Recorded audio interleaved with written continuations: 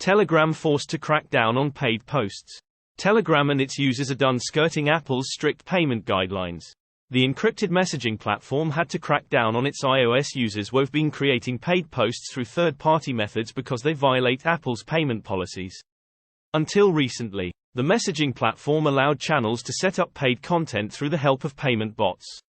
Telegram wasn't testing a new feature.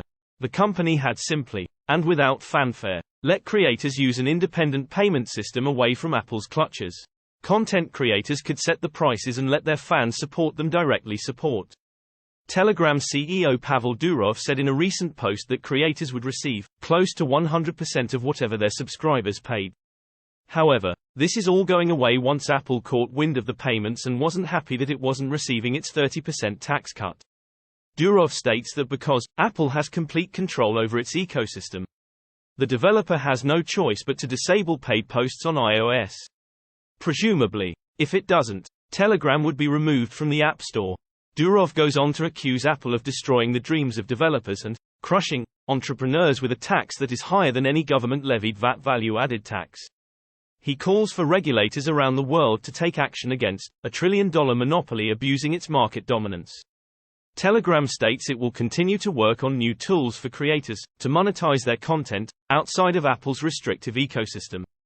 As an example, it's gotten around App Store fees for Telegram Premium by allowing users to subscribe via the premium bot at a discounted price.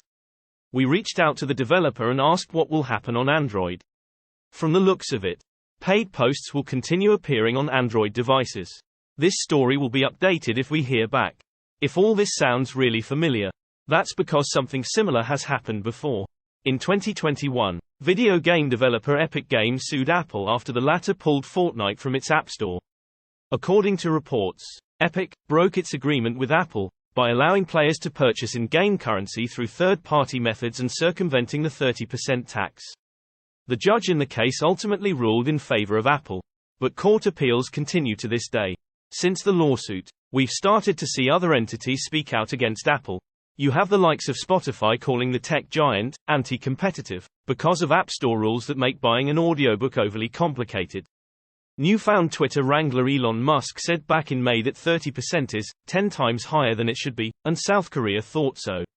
2. The nation passed a law last year forcing Apple and Google to allow developers to use third payment systems and not pay the hefty tax.